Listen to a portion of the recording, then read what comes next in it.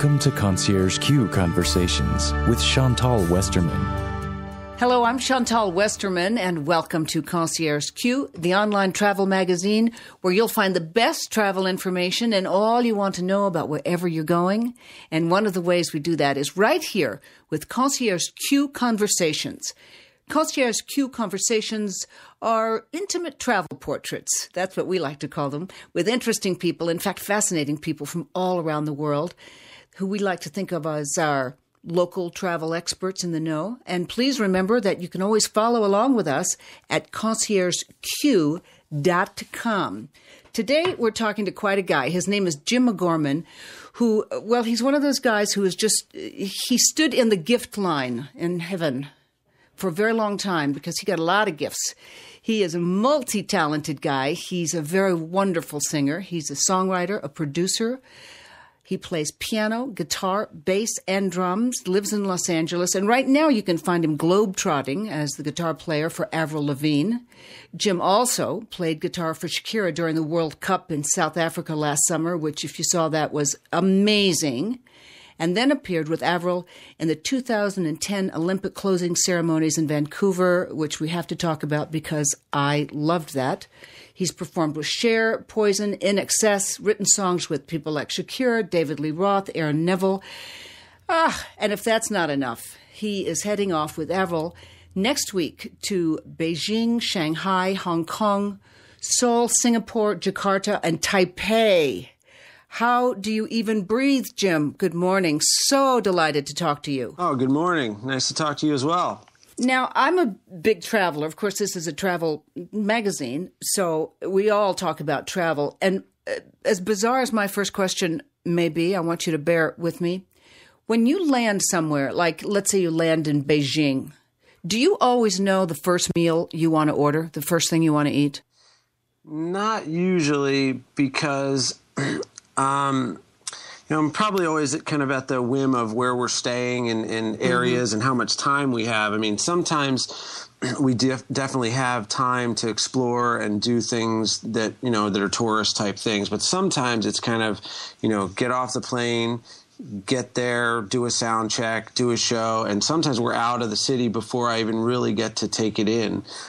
So I guess the answer would be no, but I'd always try to do see as much as I can of the world.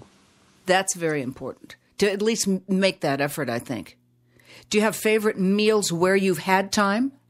Oh, yeah, absolutely. There's a chain called Wagamama that's in London. I believe there's one in Boston now, but I think there's a couple. There's maybe one in Amsterdam, and the band guys and I, if we see a Wagamama, we always go to that. And, there have been meals, memorable meals. I had one, I think in Sicily was a phenomenal meal. And then just recently, we were in Australia and went to a steak place that was, I'm not a massive meat eater, but this place was unbelievable. It's called the Chop House in Sydney, and it was a really great meal. I have been to the Chop House in Sydney, and nor am I a massive steak eater, to use your term. It's amazing, isn't it?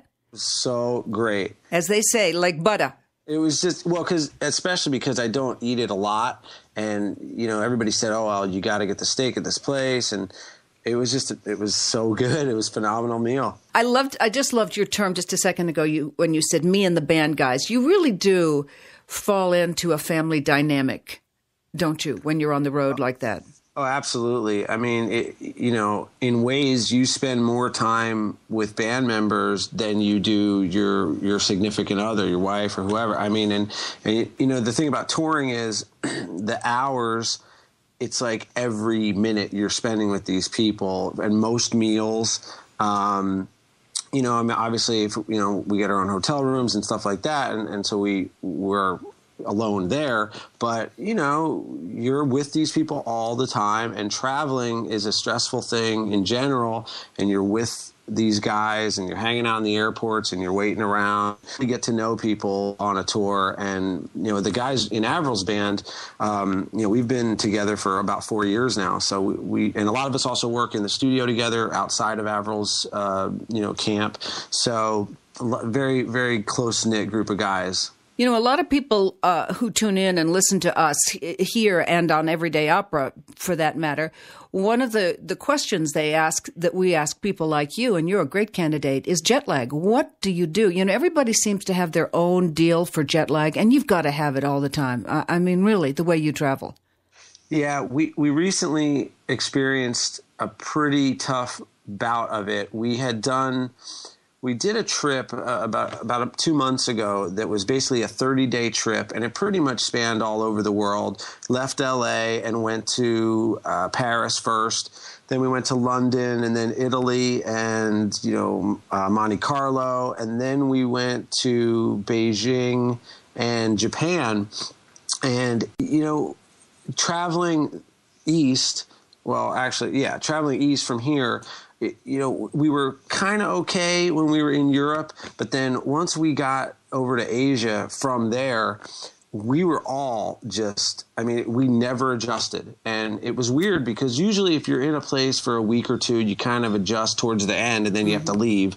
But none of us, Avril, the tour managers, the band, we were up at 3 a.m. It was tough. It was really tough. Yeah, it feels like you're walking in molasses. So you turn on Criminal Minds. You turn on all these horrible crime shows at 3 o'clock in the morning. That's what I do. It's tough. Definitely a lot of internet, you're looking on eBay, you're reading books, you're kind of catching up on all these emails and things like that. And I use Skype a lot. I use the FaceTime on I'm a big Mac guy, so I use that a lot and just try to keep in touch with family and stuff. And sometimes it works out because, my parents are on the East Coast, so I'll, with the time difference, if I'm up at 3 in the morning, my mom's up at, 7 a.m. or something, or I'll call my dad via Skype and stuff. And so I'll just catch up and try to do that. So what you're saying then, Jim, is really there's no magic bullet for jet lag. You just have to walk through it. I don't think so. There are these, I've tried these chewable things that you're supposed to take every 2 hours on a flight. And I've tried them. Some people, they'll try to sleep through it with a pill and kind of force themselves to sleep. That never really works for me. You technically do get to sleep maybe for 6 or 7 hours, but then when you get up, it doesn't really feel like your real sleep. So I this last trip, I just didn't use any pills at all, and I just kind of suffered through it, I guess. What have you learned about Avril Lavigne on this tour that you didn't know? You've been with her 4 years. What do you know now about her that you didn't? I'm not sure if there's things I didn't know, but I'm definitely seeing. I'm seeing her grow up, kind of before my eyes. I think she's 27 now, and we met when she was like 23. Yeah. She's been in this business since she was 16 years old. So it's weird when you work with younger artists. Sometimes you forget, especially if they're very successful and big stars, you forget how old they are. And, they're obviously in a position of power, and they are our boss, and they, are responsible for so many people's livelihoods. But, in the end, they're a 26-year-old or 27-year-old little girl. So you kind of have to separate yourself sometimes and remember when you were that age and think, your growth. And, she's in a tough spot. She's obviously very blessed, but to have that kind of responsibility, I don't know if I would enjoy that so much, and all the pressure that kind of gets put on someone of that success level. But she's definitely a trooper, and she's growing a lot. And I'm at the risk of sounding paternal, I'm proud of her. I see her really making great strides, and she's taking this tour very seriously, and it's exciting. No, you don't sound paternal. You sound like a great guy who just made a very, very good observation. That was really well observed, because we're watching her grow up as an audience as well, and we're watching her music mature, which I love. Well, it's every artist, I would hope, if they're going to survive in this business, would grow and adapt and increase their musical repertoire. So I think she's doing that. I think she's she's not abandoning her fans by, throwing in a few songs that they're all going to love. And then she's also putting in some newer type, deeper songs that really shows her growth. So I think it's a great record. What's it like to share a stage with someone as iconic as Cher? It's pretty great. I bet. That's the best answer in the world, isn't it? It's pretty great. It's pretty great. It's a little nerve-wracking. It was for me. I sang a duet with her. Mm-hmm. I was probably the youngest guy in the band by, I don't know, maybe 8 years. Throughout my career, I've always kind of been the younger guy. Not anymore, but when I was first starting out, I was always playing with older musicians. And I got the call for Cher. That was about 6 years ago.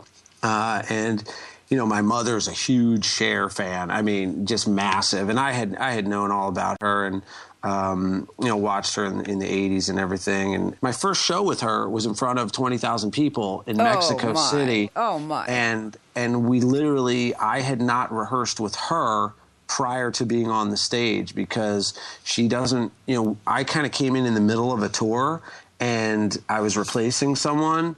And she had her background singer rehearse the songs with me. And so, but, everybody sings differently and you have to line up, especially when you're singing a duet with someone. You have to really blend and know their phrasing. Yeah. And I was playing piano. And, it was pretty nerve-wracking the first few shows. But it was great. Do you think of yourself a little bit as someone who has to become...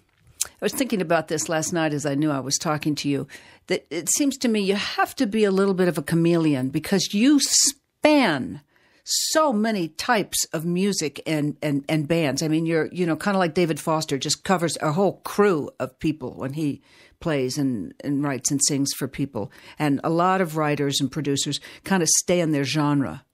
Do you feel like you have to kind of blend in, get a hold of them and blend into what they are to get them?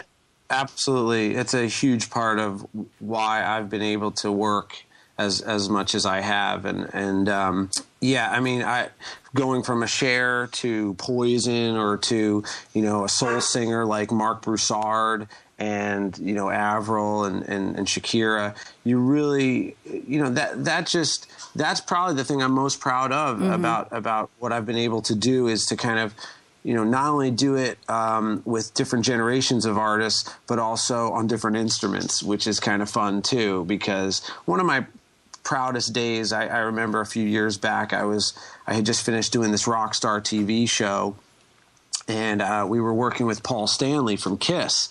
And I was playing Kiss songs, which was like a dream come true with the guy from Kiss.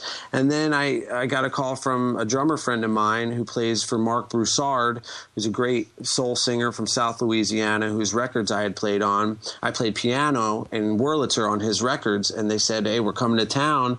We're playing the Roxy tonight, and we don't have a keyboard player. Do you want to come down?"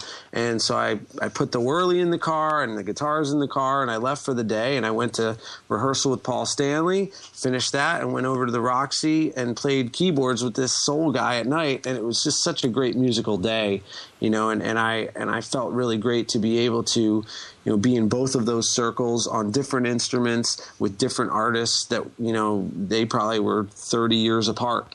Those are the days that you walk around just saying to yourself, gratitude, gratitude, gratitude. Yeah, I mean, that you can't get much better of a musical day than something like that. And even if I wasn't being paid, it would have been a great day. Absolutely. Since we are, of course, an online travel magazine, and a lot of people come to us for travel, people are curious about the Valley, and that's where you live. So let's talk a little bit about your Q. What's your favorite word to describe your town? I think it's pretty chill. It's pretty calm, especially compared to the other side of, I call it the other side of LA. The traffic's a little lighter here. It's a little less of a stay out till 2 a.m. Actually, there's none of that. I mean, because most things close in the Valley by midnight or 1, whereas the other side is, just craziness all through the night. So I just enjoy that it's a little less of the LA scene. It's a funny thing, isn't it, Jim? Because the Valley, do I dare say this? I will get letters, I'm sure. But the Valley sometimes gets a bad rap. Would you say? It does. It's hotter. That's the biggest thing I think that people have issue with is, it's probably 5 to 10 degrees hotter here than it is if you're in a Santa Monica or maybe even in Beverly Hills. Mm-hmm. Obviously, closer to the beach, it's going to be even cooler. But it's definitely warmer here. And you get a little less of the breeze. And look, if you're coming to LA to see the stars and all that, the Valley's probably not the greatest place to do it. Although, a lot of stars live here in the Valley. Mm-hmm. It's just they're not out and about at the nightlife thing, whereas the other side, if you go to a hot club, you're probably going to see somebody. Yeah, go to Ivy at the Shore. Yeah. What's the most creative? Well, I imagine creative would be in a studio for you. So what's the most spiritual or emotional place for you in the Valley? Well, there's actually some great canyons where people, do hiking. I'm a bike rider, and I take a route that kind of goes through Burbank and around the zoo, the LA Zoo. And I really like it down there, all the trees, and it's kind of there's very little cars there, and you can kind of ride your bike through, and it can be very calming. Also, Balboa Lake is pretty great, which is literally 5 minutes from my house, and it's a beautiful little lake right here in the Valley. That's nice. A long ride from where you live to past the zoo. You're a rider. You're a real pro. You're diehard. I don't feel so good when I get back from those rides, but I haven't been able to do it as much lately because I've been working so much. But when I can, I like to go out for a couple hours at a time, and yeah, it's fun. It's very good for the soul, isn't it? I mean, because you're in studios with music and loud and people and nonstop and yada yada. You get on a bike, it must be like church for you. Well, it's nice. It's one of the solitary things that I really enjoy, being around people all the time. Obviously, I enjoy talking with people and being collaborative when it comes to music. But riding a bike is something that I almost prefer to do by myself. Mm-hmm. And I can go at my own pace and not worry about if I'm, too slow or too fast for somebody. And it's nice. And for all the places that you travel, what is your favorite smell or taste in your town, in the Valley? What do you love to smell? Wow. There's a hot dog and hamburger joint called Carney's in Studio City. Mm-hmm. And there's something about it. It's basically an old train that has been converted into a restaurant. It's an old train. And it's up on these stilts, and there's these boards, and it smells like the Jersey Shore boardwalk. I don't know what it is about the boards, but I just love it. It just makes me feel like I'm 12 years old. And every time I go there, I've been going there for years, it smells just like that outside. So we sit outside. So that'd be one of them. Yeah, I love that. What song or type of music, let's say song, best reflects your part of the world, the Valley? Well, one of the obvious choices would have to be Tom Petty's Free Fallin', which mentions Ventura Boulevard and Reseda, which is right where I'm living. And he says living in the Valley. And he lives in Encino, or at least he used to. And a lot of his songs were inspired by this area, growing up around here. And Tom Petty's probably the number one guy that comes to mind when it comes for me about the Valley. Yeah, me too. One of my highlights of my life, and I've interviewed everybody in the world, was seeing Tom Petty do Free Falling in Los Angeles. There's just nobody like him. Pretty awesome. Yeah, awesome. He's the best. He's one of my heroes. Yeah, definitely one of my heroes. Well, I think you're the best, and I certainly hope you come back and join us here and talk to us again as you travel. But I do want to ask you one more question because, you've been on so many stages, Jim. It's done so much. But when you performed at the Olympics closing ceremony in Vancouver, to me, watching it as an audience member, it was absolutely breathtaking. Was it a different feeling for you? I can't imagine it was just another performance. the whole experience was definitely one for the books. I'm not sure if the actual performance was something that was much different, but just being there and in the room with all those people, knowing all these athletes who have come around and competed, and it's something that no one can ever take away from me. It's an Olympics performance, and it's one of the few things I probably never thought I would ever do, something like that. Same thing with the World Cup performance with Shakira. These are, and actually they was both in the same year, which was kind of interesting. But those are just special ones that I am really grateful to have been able to do. Well, you stay in touch with that gratitude, because I have a feeling about you, and my feelings are always on the mark. I think you have no idea where you're headed. This is only the beginning for you, my friend, and what a lovely, lovely conversation to have with you. Really appreciate your time, because I know where you're headed, and I appreciate your time so much. So thank you.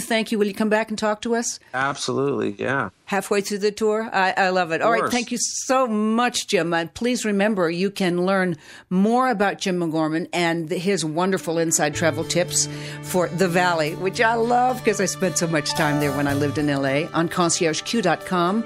Also, ConciergeQ invites you to discover more great programming at everydayopera.com, and we'll see you next time. Thanks, Jim. Thanks.